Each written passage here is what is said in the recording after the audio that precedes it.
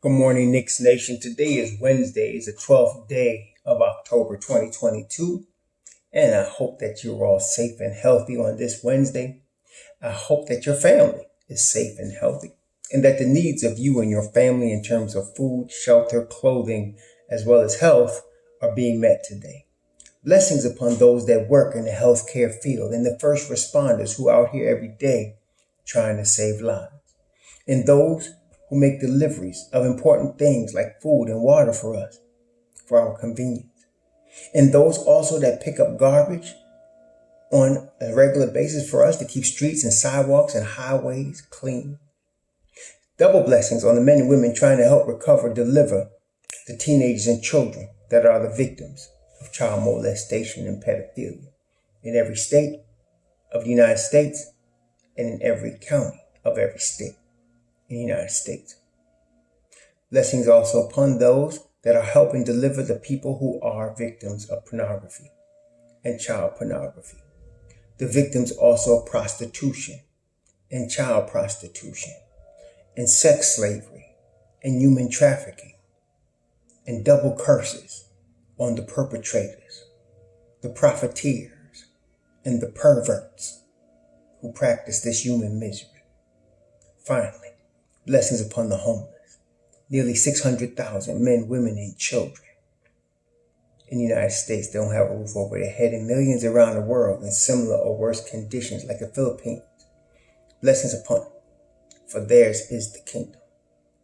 Tonight, there's going to be a basketball game. The New York Knicks are going to be playing Indiana Pacers in Indiana tonight. And this is the second meeting with Indiana in the preseason.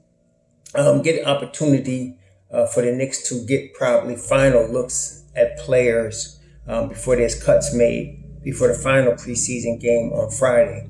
Also, some opportunity to see some players that are expected to get more minutes than they got last year. Such today, we talked about Quentin Grimes yesterday, but he's not going to be playing tonight, according to Ian Begley. He has not finished all of Thibodeau's protocols. Tom Thibodeau has a list of steps that players must go through before they can play when you're coming back from injury. I don't know what all those steps are, but I know they've been in place by Thibodeau for a long time. And if you don't go through every step, you can't play, no matter who you are. And so apparently Quentin Grimes did not complete all the steps, and therefore he's not playing tonight, which opens up more opportunity for Cam Reddish, opens up more opportunity for Deuce McBride, opens up more opportunity for other players to show out that is trying to make the team. Which brings me to Deuce McBride. As I mentioned yesterday, I noticed in the last preseason game, that Tibbs employed a 3-guard offense for the second unit on two pretty significant time frames. For example, like I think Deuce played 20 minutes, IQ played at least 20 minutes, and what happened is it was Deuce, IQ, and D Rose playing on the floor together. Brunson is the starter, so when the starters are sitting, he was playing those 3 guards together with Isaiah Hartenstein and Obi Toppin, and that was a very effective group. He played them at the end of the first quarter, beginning in the second quarter. Then he played them at the end of the third quarter, beginning the fourth quarter. And again, they were very effective. That group, they did not suffer defensively. Their speed and quickness was a factor in the Knicks against Indiana last time. And so I want to see that again. I think Tibbs is going to employ that again against Indiana this time. And what's going to be good about that is that Indiana has a chance to adjust to it now. They've seen it before. It's not surprising to them. It was surprising to me even because Tibbs had never done that. But now we're going to see Indiana adjust to it and see how those players adjust to Indiana's adjustment. And that's a good practice for the regular season, because teams will scout you. They will see what you're doing. As the Knicks scout others, they will be scouted, and then teams will adjust based on what you're doing. So I want to see how that crew plays again against the same team, this time in their home gym. Even though it's preseason, This is where you look to see if you can find these combinations and see if they work for you. This really opens up the door, in my view, for a Deuce McBride. There are people that look, again, on a cursory level at the Knicks. And these are fans that may not understand, the nuances of the game or the nuances of the players on the Knicks. For example, there are many people last year, and still, unfortunately, that don't really watch the game and don't really scout the game that closely, that think Obi Toppin can only dunk.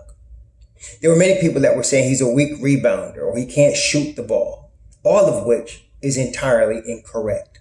He's a good rebounder and he can really shoot the basketball.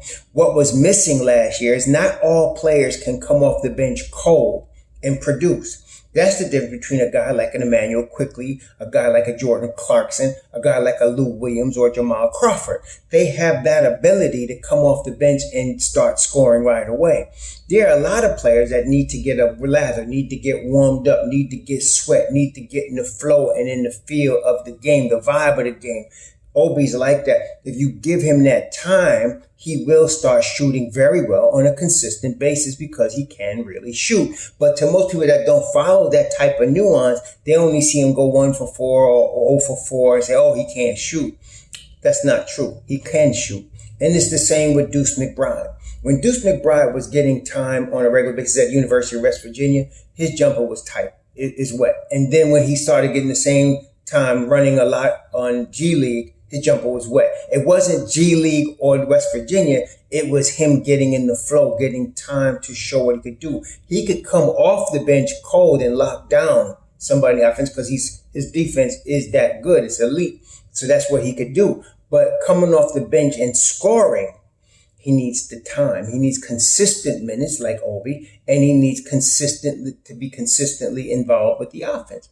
So with him getting 20 minutes, if they continue to give him, if Tibbs continues to find ways to keep Deuce McBride on the floor for 20 minutes a game, it's only a matter of time. I'd say within 30 games, you're going to see him pop and you're going to see him hit 4, 5, 6 3-pointers in a game. You're going to see that happen when he gets consistent minutes and he knows what his minutes are. Up until this point in Deuce McBride's career, that has not been the case. He didn't know if he was going to get in the game from game to game.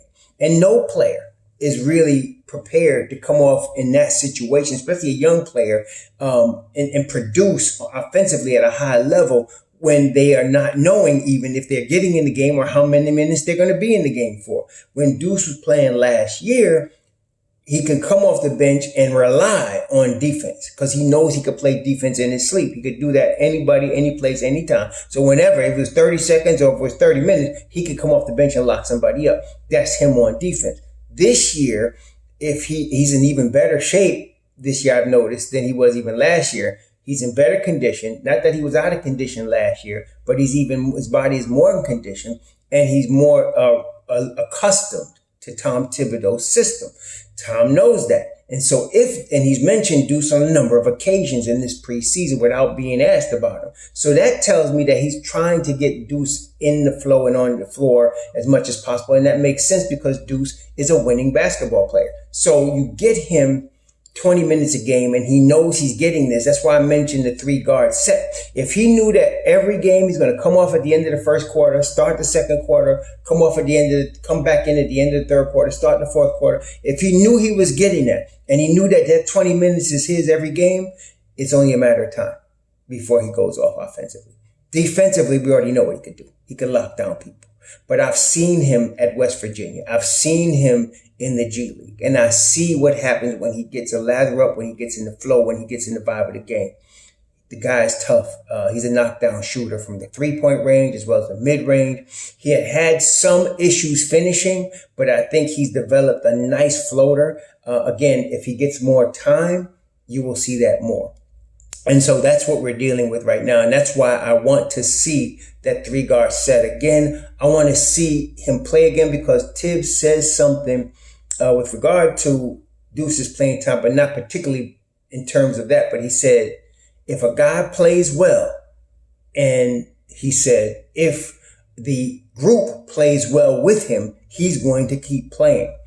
And I believe that. I mean, even though last year he said everything is earned and he stuck with a bunch of dudes that didn't appear to earn anything. It seems this year, at least in the preseason, he's doing that. And the reason and I'm going to give him an out. What I've learned about him this is being the third year here, what I didn't know when he was in Chicago and when he was in Minnesota, he really has to trust. I mentioned this before. He has to trust a player. Now, to win Tibbs' trust, it's a function of how much time you spend with him and how much work you put in that he knows about. See, so all of the guys that were here with him 2 years ago, Obi Toppin, Emmanuel Quickly, Mitchell Robinson, they have earned his trust. Okay, he trusts them now. So they're going to play as long as they perform well in the group, and they have. Deuce McBride is now in his second year, and he's performed well, both in his rookie campaign, in spot minutes that he get in practice every day, and of course in the summer league. He has performed well in the 2 summer leagues he played in, and so now he has won Tibbs' trust. Because of that, I expect him to get the consistent 20 minutes every game. Somebody's going to ask me, well, who's the odd man out? I don't know. That's for Thibodeau to decide. All I'm telling you is, if Deuce continues to get 20 minutes, it's just a matter of time before he goes off. It's just a matter of time because he knows what he's getting. He's prepared for that. And that helps every player. Like Emmanuel Quickly from his rookie year, he knew he was going to get time coming off the bench. He knew that he was going to get a specific type of minutes coming off the bench. And if he knew that, his game started to adjust to it, right? And he knew what he was, and you get a rhythm like that. The same with RJ Barrett. RJ Barrett knows he's starting. He knows he's playing at least 30 minutes. So his game adjusts to that. And he doesn't have to start off fast or slow. He gets in the rhythm according as he's comfortable. And that's with every player. So with Deuce McBride. And the reason I'm so excited about that is because I am so looking forward to that night when he does go off. And I'm already expecting it because I know he can do that. Okay. The same with Quentin Grimes. I don't know what's going to happen with Quentin Grimes now that he's missed all 3 of the preseason games. He had mentioned at his press conference, not press conference, but his interview, his post-practice interview the other day, he mentioned that he would like to play in one of these or both of these 2 preseason games. That's what he wanted. But apparently he did not go through Tibbs' protocol to get into tonight's game. So he's not going to play tonight. Hopefully he gets through whatever those steps Tibbs demands for his Friday so he can play Friday. I think it would behoove the Knicks to play him Friday. If he doesn't play Friday, we're going to see what happens. But hopefully he gets through those steps. He gets ready to play. Tibbs has already stated he's not worried about him being in shape, that he knows he's worked hard. He knows Grimes is in shape. He's in great shape as far as what Tibbs actually said. And so he can start getting his timing down in the game on Friday against Washington. That would help him because he's another one. If he knows he's getting consistent minutes, whether it's off the bench or starting, it's only a matter of time before he goes off. It's only a matter of time, okay? Because that's how talented these 2 young men are. They have the talent to play at a high level, in my opinion, both Deuce and Grimes in the NBA. And because of that, it's just like I said, it's just a matter of time. Now, Cam Reddish, the problem he has had, again, I've mentioned this multiple times, is of course he's been injured every season that he's played. He's missed significant games every season that he's played because he's been injured. And I mentioned to you, I believed his talent level, his natural ability to play NBA basketball is high. But the best ability is availability. So then he got opportunity last week to play, and he played a very good game on the defensive end of the floor. Offensively, his timing is off. Okay, that's all it is. His timing is off offensively. If he was to play consistently in that starting group, 10, 15 games, I think you would see a different Cam Reddish than we saw last Friday offensively. But with the current situation, with Evan Fournier starting, with Quentin Grimes at the 2 also, you might not see him unless he's backing up RJ at the 3. Now, if he can get consistent minutes backing up RJ at the 3, that would be good for RJ and good for Cam. It would be good if Tibbs would stick like what he's apparently doing with Randall, is giving Randall 20-something minutes and giving Obi 20-something minutes. That keeps both of them fresh. I think the same should be done with RJ. I hope Tibbs catches that he plays RJ maybe 28 minutes and then splits that time with a guy like Cam at the 3. That would be good for Cam because, again, if he can stay healthy, and that's the thing, it's not like with Deuce. Deuce health is not a problem. He's available. But with Cam, it's a question. I don't want to say it's a problem yet, but it's a question. Can he stay healthy? If he does, and he gets that consistent 20 minutes a game, 15, 20 minutes at the 3 spot, I also feel it's just a matter of time before that talent rises and you start to see him go off. Okay.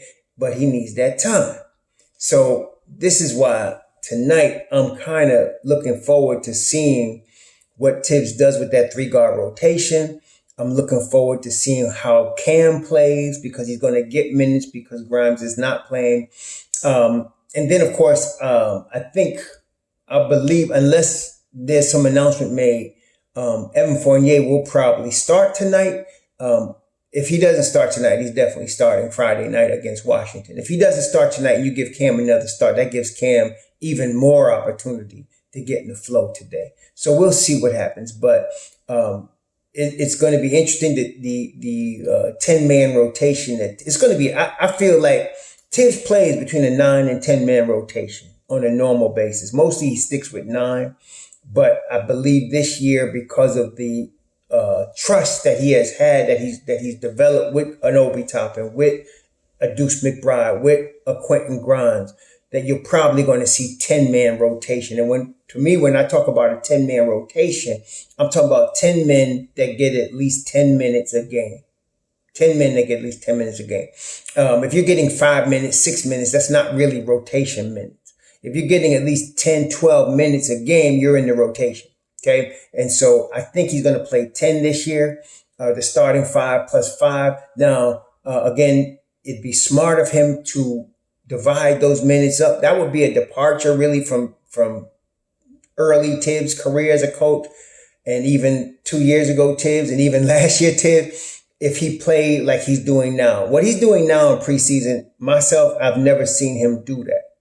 Okay, where he plays Mitchell Robinson 20 minutes. He plays Isaiah Hartenstein 20 minutes. He played Jericho Sims 8 to 10 minutes. Where he played Julius Randle 20 minutes. He played Obi Toppin 20 minutes. I've never seen him do that. I don't know if he's just doing that for the preseason or he's getting ready to do that in the season. I think in what he said, you guys are always asking me who's going to start, who's going to play. He said they decide who's going to play based on performance. And so if that's the case, and he has learned to trust some of the aforementioned players I talked about, it seems that it's dictated to him based on his system that he's going to play 10, this year. And I think that's good because what we saw last year too often was games where the starting unit was definitely gassed and he was pushing them and they didn't have anything left. Okay. Or when RJ was overplayed and hurt his ankle and then they was getting blown out and he put RJ back in the game. Hopefully this year, RJ won't be in that position because he'll be splitting time at the 3 with a guy like Cam. Hopefully. So we'll see. This is one of the questions I want to see answered starting tonight because we're in the last 2 preseason games. It's time to get prepared to start, your regular season. A week from tonight, they're going to be in Memphis playing against the Grizzlies, and it's going to be for real. So they got about 7 days to get ready. And so I want to see that starting tonight. And so hopefully we will. And I'm going to be watching the game twice because I'm going to do my Bible study at 6:45 tonight. So the game starts at 7. I'll miss probably the first half hour, 45 minutes of the game. Then I'll turn it on. Then I'll review it again. And I'll have seen the whole thing by the time it's all said and done. But we'll be able to talk about it by grace of the Most High tomorrow. We'll be able to talk about it. But anyway, y'all be safe out there on Wednesday. Enjoy yourself. Enjoy the game. next step in year 3 of the KNICKS rebuild. So